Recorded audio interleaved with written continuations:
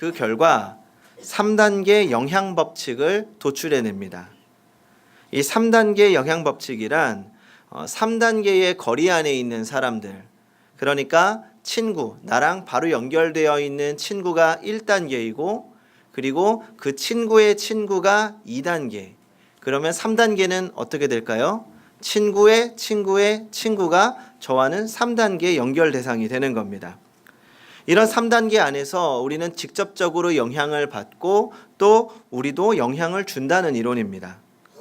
그래서 이런 서로의 영향력을 수학적으로 분석해 봤더니 1단계 친구, 그러니까 나와 직접적으로 관계 있는 친구가 행복해지면 당사자가, 그러니까 내가 행복해질 수 있는 확률이 15%가 높아집니다. 그리고 2단계에 있는 친구의 친구가 행복해지면 10%, 또 3단계 거리에 있는 사람이 행복해지면 약 6% 정도의 행복 효과가 있다고 합니다. 그리고 이 4단계를 넘어가게 되면 그 효과는 거의 사라지게 됩니다.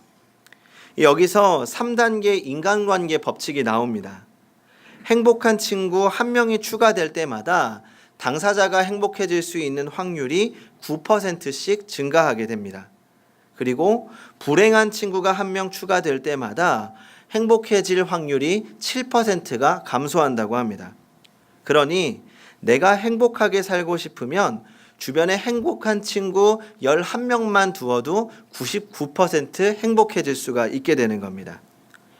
또 재미있는 연구 결과로는 행복감을 느끼는 친한 친구가 나와 1.6km 이내 살고 있으면 자신의 행복감이 25%가 늘어나고 행복감을 느끼는 이웃이 옆에 살면 34%, 형제나 자매가 근처에 살면 14%의 행복감이 늘어난다고 합니다. 그러니까 행복도 전염된다는 이야기죠. 우리가 어떤 사람을 만나느냐에 따라서 내 행복에도 영향이 미치고 인생에는 많은 영향이 생기게 됩니다. 그래서 우리는 좋은 사람을 만나야 됩니다. 친구도 잘 사귀어야 되고 좋은 배우자도 만나야 합니다. 하지만 인생을 살아보신 분들은 아실 겁니다. 내가 원하는 사람들만 만날 수는 없다는 겁니다. 사회 속에서 우리는 수많은 영향을 받으며 살아갑니다. 결국 좋은 사람을 옆에 두는 것만으로 우리의 인생이 행복해질 수는 없다는 이야기입니다. 그래서 우리는 더욱 근본이 되는 관계를 잘 맺어야 합니다. 바로 하나님과의 영적인 관계입니다. 언제나 변함없이 우리를 사랑하시는 하나님, 그 하나님을 만나고 하나님과 가까운 깊은 관계에 있을 때에야 비로소 사람은 행복해질 수 있는 것입니다. 예수님은 오늘 우리에게 말씀하고 계십니다. 수고하고 무거운 짐진 자들아 다 내게로 오라. 내가 너희를 쉬게 하리라. 오늘 예수님께서 친구로서 같이 살기를 초청하고 계십니다. 오늘 말씀을 통해 주님과의 관계가 더욱 깊어지고 주님과 더욱 친밀하고 깊은 관계 안에서 참 행복을 누릴 수 있는 시간이 되기를 바랍니다. 먼저 성경은 우리를 향해서 수고하고 무거운 짐을 진 사람들이라고 이야기합니다. 우리는 모두 수고하고 짐을 진 사람들입니다. 이 여기에서 수고하다라는 말은 헬라어로 코피온테스라고 하는 능동태입니다. 그러니까 스스로 일을 만들어서 고생한다라는 의미입니다. 이 사서고생이라고 하죠. 그 당시 이스라엘 백성들 중에 누가 이렇게 사서고생을 했을까요? 당시 바리새인들이 그랬습니다. 자기들이 지키지도 못하는 율법을 만들어 놓고 어떻게든 지켜보려고 고생을 하는 겁니다. 구원을 받기 위해서 열심히 율법을 지켜보지만 아무리 애를 써도 완벽하게 지킬 수가 없습니다. 오늘날에도 자기 스스로 힘들게 사는 사람들이 있습니다. 도달할 수 없는 목표를 세우고 그 목표를 이루기 위해 끊임없이 노력하는 사람들입니다. 스스로 구원에 이를 수 있다고 생각하는 사람들, 아니 스스로의 노력으로 행복에 이를 수 있다고 생각하는 사람들입니다. 좀 더 성공하면, 좀 더 넓은 집이면, 좀 더 좋은 직업이면 행복할 거라고 생각합니다. 그래서 끊임없이 스스로 수고하는 인생입니다. 그리고 무거운 짐이라는 말은 페포르티스 메노이라고 하는 헬라어로 수동태입니다. 이 말은 타의로, 환경 때문에 억지로 짐을 졌다는 것입니다. 여기서 무거운 짐 역시 율법의 짐을 말합니다. 그러면 당시에 타인들에 의해서 이 억지로 이 무거운 짐을 진 사람들은 어떤 사람들일까요? 바로 이스라엘 유대 백성들입니다. 이 바리새인들과 서기관들이야 자기들 스스로 그 짐을 지고 애를 쓰고 있다고 하지만 이 유대 백성들은 만들어 놓은 전통 안에서 어쩔 수 없이 그 짐을 짊어지고 있는 겁니다. 다시 말하면 사회적인 관습과 법 그리고 문화에 갇혀서 이도저도 못하는 사람들을 말하는 겁니다. 내가 그렇게 살고 싶지 않지만 사회가 그렇게 요구하기 때문에 어쩔 수 없이 그렇게 살아가야 됩니다. 오늘도 사회적인 분위기에 갇혀서 힘들어하는 사람들이 있습니다. 다른 사람들의 눈치를 보면서 살아야 되는 사람들. 내가 원하지 않지만 사회적 요구에 밀리고 쫓겨서 바쁘고 힘들게 살아갑니다. 우리는 모두 스스로 혹은 억지로 무거운 짐을 지고 살아가는 것 같습니다. 최근에 이 스카이캐슬이라고 하는 드라마가 굉장히 인기가 많습니다. 자식을 좋은 대학에 보내기 위해 노력하는 부모와 자녀들의 이야기입니다. 저도 드라마를 안 본 지 꽤 오래됐는데 이 어떤 목사님이 한 번쯤 꼭 볼만한 드라마라고 해서 저도 뒤늦게 몇 번 보았습니다. 그런데 첫 화부터 굉장히 충격이었습니다. 이제 막 의대에 합격한 영재라는 아이가 있습니다. 부모님은 신이 났고 다른 부모님들도 그 비결을 배우고 싶어서 안달이 났습니다. 이 영재라는 아이는 자신이 합격했으니 한 달간 여행을 다녀오겠다고 떠납니다. 그런데 알고 보니 여행이 아니라 부모를 떠난 것이었습니다. 이 영재라는 아이는 그동안 부모의 등살을 이기지 못하고 억지로 공부를 했습니다. 1등하지 못했다고 매를 맞으며 강압적으로 공부를 했습니다. 그러다 보니 부모에 대한 원망이 쌓였고 그 원망이 복수심으로 바뀌었습니다. 언젠가 복수를 하겠다는 마음으로 공부를 합니다. 의대에 합격하고 의대에 가지 않기로 마음을 먹은 겁니다. 부모와의 인연을 끊으면서 말이죠. 그리고 그 속마음을 엄마가 알게 되었습니다. 자식을 잘못 키웠다는 자책감과 실망, 상실감 등을 견디지 못하고 결국 스스로 목숨을 끊고 말았습니다. 너무나도 안타까운 이야기입니다. 너무나 충격적이었지만 그보다 더 가슴 아팠던 것은 그것은 드라마라 결코 과장된 이야기가 아니라는 생각이 들었기 때문입니다.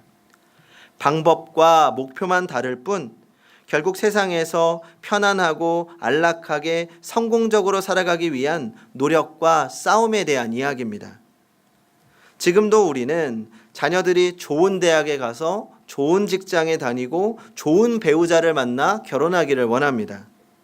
여기서 말하는 좋은이라는 뜻은 사회적으로 인정받고 경제적으로 안정될 수 있는 좋은 장치들을 말합니다. 이런 좋은 것들을 가져야 행복하게 살 수 있다고 생각하는 겁니다. 세상도 그래야 편안하고 행복하게 살 수 있다고 광고합니다. 그렇게 사람들은 좀 더 좋은 것을 차지하기 위해 열심히 싸웁니다. 좀 더 열심히 일하고 좀 더 바쁘게 살고 좀 더 힘을 냅니다. 그리고 우리의 자녀들에게도 좀 더 열심히 하라고 강요하기도 합니다. 하지만 과연 우리가 원하는 목표를 이룬다고 행복해질 수 있을까요? 무엇인가를 더 가짐으로써 행복해질 수 있다는 것은 우리의 착각입니다.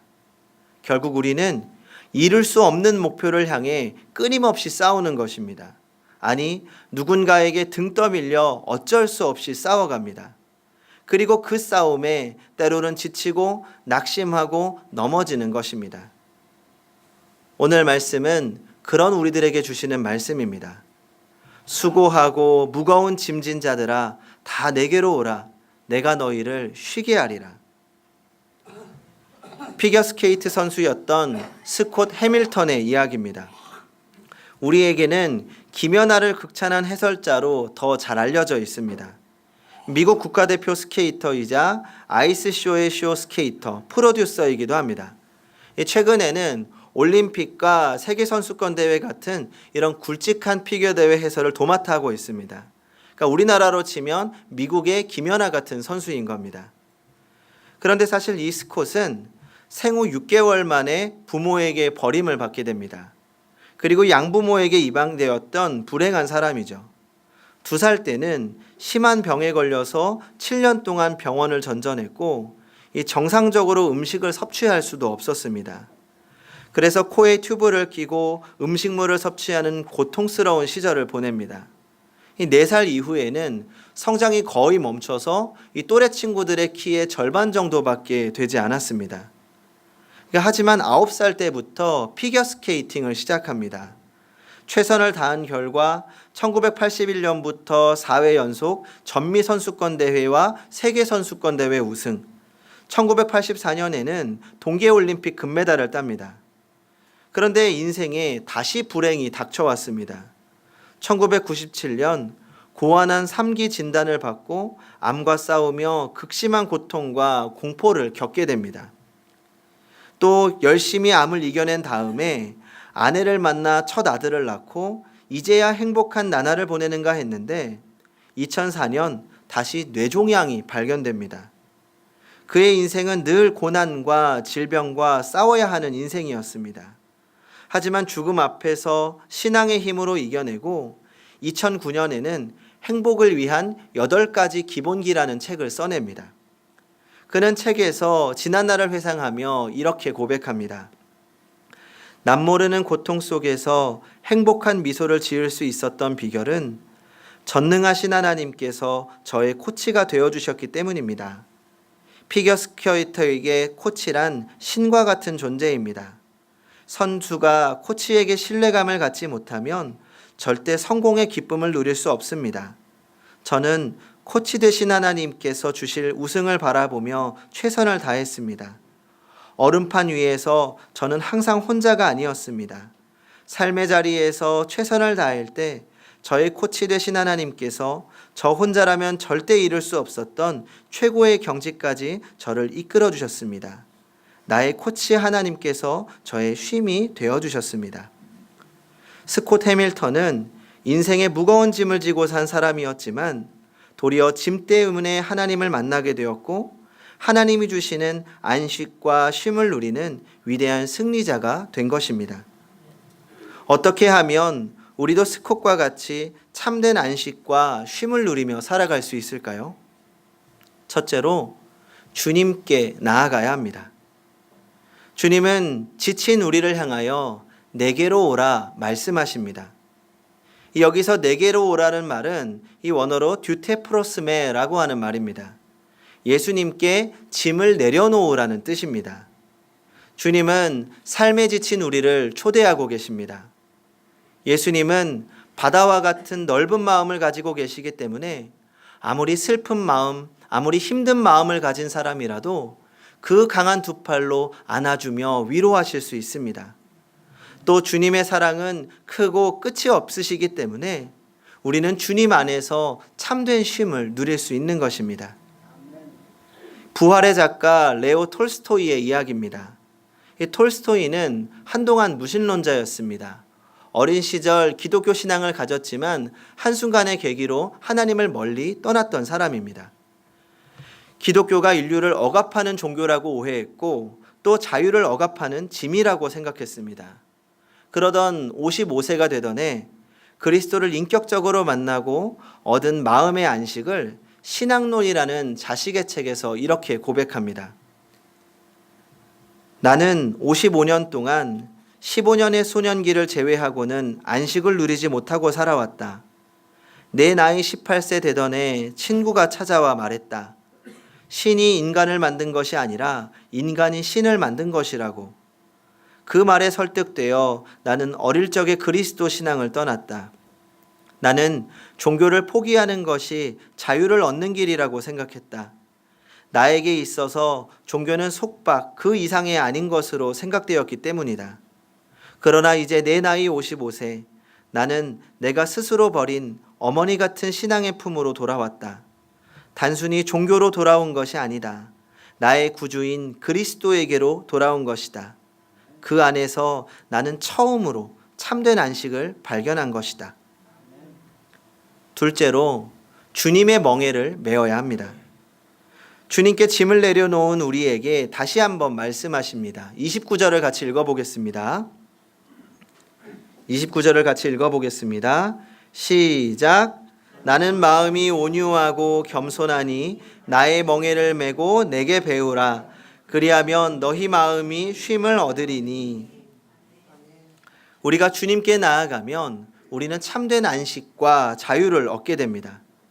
하지만 우리에게 무거운 짐으로 있는 그 상황 자체까지 변한 것은 아닙니다. 물론 하나님의 은혜로 순식간에 무거운 짐이 없어질 수 있습니다. 그러나 대부분 고통스러운 상황은 여전히 남아있을 때가 많습니다. 그래서 주님은 그 짐을 벗어버리라 라고 하지 않으시고 내 멍에를 메라 라고 말씀합니다. 이 멍에라는 것은 두 마리의 짐승이 함께 밭을 갈거나 이 무거운 짐수레를 끌 수 있도록 만든 틀입니다. 이 멍에는 짐을 가볍게 끌기 위해서 짐승의 등이 상하지 않도록 올려놓은 것입니다. 사실 잘 이해가 되지 않는 말씀입니다. 내게로 와서 쉬어라 라고 하시더니 이제는 짐을 내려놓는가 싶었더니 다른 멍에를 메라고 말씀합니다. 이 말씀을 잘못 이해하면 이제는 내가 시키는 일을 해라 라는 말씀으로 오해하기가 쉽습니다. 이스라엘 나라에서는 두 마리의 소에 이 멍에를 매게 합니다. 이 어린 송아지에게 밭고랑을 바르게 걷고 복종을 가르치기 위해서 이 어미 소의 멍에 아래 송아지를 함께 두어서 밭을 갈게 하는 겁니다. 그러니까 실상은 이 멍에를 끄는 것은 어미 소입니다. 송아지는 그냥 함께 하는 겁니다. 그 멍에 안에 어미 소와 송아지가 함께 있기 때문에 이 송아지도 멍에를 끄는 것처럼 보일 뿐입니다. 하지만 송아지는 어미 소를 그냥 따라가기만 하는 겁니다. 어미 소에게 맡기고 송아지는 뒤에서 쉬는 겁니다. 예수님께서는 바로 지금 이것을 말씀하시는 겁니다. 우리가 주님께 모든 짐을 맡기고 주님의 멍에 아래 들어가면 이제는 주님께서 내 짐을 끌고 가시는 겁니다. 여전히 나에게 짐이 남아있지만 이제는 내 짐이 아니라 주님의 짐이 되는 것입니다. 그래서 저는 오늘 주님의 멍에를 다른 말로 하면 안심이라고 생각합니다. 우리가 우리의 힘으로 문제를 끌고 가면 늘 불안합니다. 내 힘으로 하려니 힘이 들고 쉼이 없고 내 힘으로 해결할 수 있다는 확신이 없습니다. 그래서 불안합니다. 그러나 주님의 멍에를 메면 달라집니다. 여전히 우리 어깨에 문제가 있지만 우리는 안심할 수 있습니다. 전능하신 주님께서 이 모든 문제를 끌고 가고 계시기 때문입니다. 우리는 그저 주님만 따라가면 됩니다. 주님 뒤에서 안심하면 되는 것입니다. 종교개혁자 루터가 1521년 보름스 국회에서 종교재판을 받았습니다. 위험한 상황이었습니다. 그런 가운데 루터는 불면증에 시달립니다. 교황으로부터 조여오는 죽음의 위험과 극심한 심적 압박감에 늘 잠을 잘 수가 없었습니다. 그래서 그때마다 루터는 이렇게 기도하며 잠을 잤다고 합니다. 하나님, 저는 누구의 것입니까? 하나님이 말씀합니다. 그야 내 것이지. 제 아내는 누구의 것입니까? 내 아내도 내 것이지. 그러면 아이들은 누구의 것입니까? 너의 아이들도 내 것이지. 하나님, 모든 게 하나님 것이니까 하나님께 맡기고 저는 이제 그만 편히 자겠습니다. 성도 여러분, 주님 안에서 안심하십시오. 하나님의 사람은 하나님께서 책임지십니다. 셋째로 주님께 배워야 합니다. 29절을 보면 주님은 멍에를 메고 주님께 배우라고 말씀하십니다. 그 29절에 배우다라는 말은 원어로 마데테인데 가르침을 받으라는 의미입니다. 여기서 예수를 배운다는 것은 예수를 공부한다는 뜻이 아니라 예수처럼 생각하고 예수처럼 행동한다는 것입니다. 예수처럼 살아가라는 말입니다. 지금까지 주님 안에서 쉬라고 해서 좋았는데 이 갑자기 부담스러운 말씀으로 바뀌는 것 같습니다. 우리는 예수님처럼 살기 두렵습니다. 우리는 할 수 없다고 생각합니다. 가뜩이나 내 삶이 버거운데 희생하고 사랑하고 섬기라는 것은 우리에게 또 다른 짐을 강요하는 것처럼 느껴집니다. 하지만 오늘 주님의 말씀은 일단 우리가 주님처럼 살아갈 때 경험할 수 있는 이야기입니다. 주님처럼 살아봐야 경험되어지는 이야기입니다. 제가 우리 전도사님과 함께 자주 가는 식당이 있습니다. 청년들과 신방도 자주 하면서 이 식당의 사장님과 굉장히 친해졌습니다. 그래서 갈 때마다 이런저런 이야기를 하는데 이 사장님도 신앙이 있는 분이어서 종종 신앙에 대한 이야기를 나누고 있습니다. 그 얼마 전에 식사를 하다가 이야기를 하다가 저도 모르게 질문을 했습니다. 예배는 좀 잘 드리고 계신 거죠? 이 사장님이 굉장히 쑥스러워 하시면서 이 요즘 예배를 잘 못 드리고 있다고 이야기하시는 겁니다. 이 교회가 일산에 있다 보니까 이 자주 왔다 갔다 하는 게 쉽지 않았나 봅니다. 그래서 워낙 편하게 이야기를 나누다 보니 저도 아무리 멀어도 예배는 꼭 빠지지 마세요 라고 권면을 드렸습니다. 그랬더니 사장님이 얘기하시기를 제가 아직 회복이 좀 안 되어서 라고 하시는 겁니다. 그래서 제가 다시 말씀드렸습니다. 예배를 드려야 회복이 되죠. 그러자 사장님도 잠깐 생각하시더니 맞아요. 회복이 되어서 예배를 드린다는 건 불가능하죠. 들어가야 회복이 되는 게 맞는 것 같아요 라고 말씀하시는 겁니다. 그러면서 이번 주 금요 예배부터 드려볼까요? 라고 하시더라고요. 전 우리의 짐을 가볍게 하고 참 안식과 쉼을 얻는 방법도 동일하다고 생각합니다. 일단 던져야 합니다. 일단 배우고 일단 예수님처럼 살아봐야 됩니다. 그래야 오늘 주님이 말씀하시는 것을 경험하는 겁니다. 주님처럼 살아갈 때 우리는 참으로 자유로워질 수 있습니다. 제가 중간에 스카이캐슬이라고 하는 드라마를 말씀드렸습니다. 저에게는 정말 남 이야기 같지 않은 드라마입니다. 어릴 적에는 부자들이 모여 사는 청담동에 살았고 또 학교는 사교육의 중심지라고 하는 그 삼성동, 대치동 옆에서 살았습니다. 실제로 저와 친한 친구들 중에서 이 상위권 친구들은 이 팀을 이루어서 공부를 하는 친구들이 많았습니다. 저도 가장 친한 친구가 상위권에다가 재력이 있는 집 자녀였기 때문에 저도 옆에서 함께 경험할 수 있었습니다. 한 번은 이제 고3의 수시 모집 기간이 되었습니다. 그때 이제 논술이 굉장히 중요했기 때문에 이제 수시 합격을 앞에 둔 친구 몇 명들이 모여서 논술 특별 과외를 받게 되었습니다. 강사가 또 기가 막혔습니다. 그 조선일보 사설 논평위원을 따로 모셔서 딱 7명만 과외를 받기로 한 겁니다. 당시 기준으로 한 18, 9년 전에 한 달에 80만 원짜리 강의였습니다. 당연히 저희 집은 형편이 어려우니까 받기가 어려웠는데 이 친한 친구들이 저를 도와준다고 각자 100만 원씩 내고 저는 저렴한 비용으로 함께 받게 됐습니다. 참 잘 배웠던 기억이 납니다. 그런데 당시에는 그런 모습들이 당연하다고 생각했습니다. 또 제가 다니던 고등학교에 MP3라고 하는 친구 3명이 있었습니다. 음악 파일의 약자가 아니라 마더파워 3인방의 줄임말입니다. 이 3명의 엄마가 학교에 늘 들락날락하면서 학교에 성적을 요구하고 선생님들과 자식을 챙겼기 때문입니다.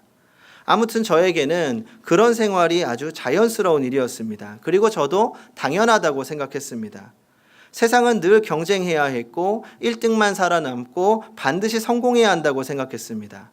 그래서 늘 저에게도 성공에 대한 짐이 있었습니다. 그런데 저에게는 한 가지 짐이 더 있었습니다. 신앙의 짐입니다. 한번 말씀드린 적이 있습니다. 부모님께서 저에게 어릴 적부터 늘 하나님께 영광을 돌리면서 살아야 돼 라고 하셨다고 했습니다. 그러니까 제 안에 세상에 대한 욕심이 커질수록 신앙의 짐도 같이 무거워졌습니다. 둘 다 포기하고 싶지 않은 겁니다. 그러니 억지로 신학교에 가도 마음 한쪽은 세상에 늘 있어서 힘이 들었습니다. 그러다 예수님을 인격적으로 만나면서 일단 예수님처럼 살아보기로 결심했습니다. 그런데 놀랍게도 제가 예수님처럼 살기로 결심하고 주님의 종으로 살기로 결심한 순간 그동안 제가 가지고 있던 세상의 마음의 짐이 순식간에 가벼워지는 겁니다. 오히려 내가 왜 그런 것들을 짐으로 여기고 있었나 하는 마음이 들 정도였습니다. 그때부터 걱정과 염려가 되는 것이 없었습니다. 하나님께 맡긴 인생, 하나님이 책임지시는 것은 당연하고 성공과 실패는 더 이상 저에게 중요한 것이 아니게 된 겁니다.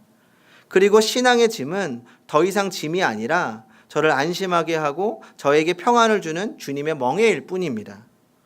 오늘 말씀을 제가 우리 성도님들에게 담대하게 전할 수 있는 이유가 있다면 지금 주님 안에 있는 제가 가장 가벼운 마음으로 행복하고 즐겁게 살고 있기 때문입니다. 성도 여러분, 짐이 무거워 때로 낙심하고 지쳐 있다면 참된 안식과 쉼을 주시는 주님의 음성을 들으시기 바랍니다. 내게로 오라. 지금 있는 그 모습 그대로 주님께 한 걸음 나아가시기 바랍니다. 주님께 모든 것을 맡기고 주님처럼 생각하고 주님처럼 살아보시기 바랍니다. 그렇게 주님께 뛰어들어 주님이 주시는 평안과 쉼을 누리며 살아가는 성도님들이 되시기 바랍니다. 기도하겠습니다. 참으로 쉬게 하시는 주님, 세상에서 짐을 지고 살아가는 우리를 불쌍히 여기시고 내게로 오라 말씀하신 주님께 감사드립니다. 더 이상 스스로 수고로운 짐을 지지 아니하고 억지로 무거운 짐을 지지 아니하고 우리 주님께 모든 짐을 맡겨드립니다. 이제 주님께 맡겨 안심하고 주님 안에서 참된 안식과 쉼을 얻게 하여 주시옵소서. 또한 주님처럼 생각하고 주님처럼 살아가며 이제는 짐이 아닌 기쁨과 기대감을 누리며 살게 하여 주시옵소서. 예수님의 이름으로 기도합니다. 아멘.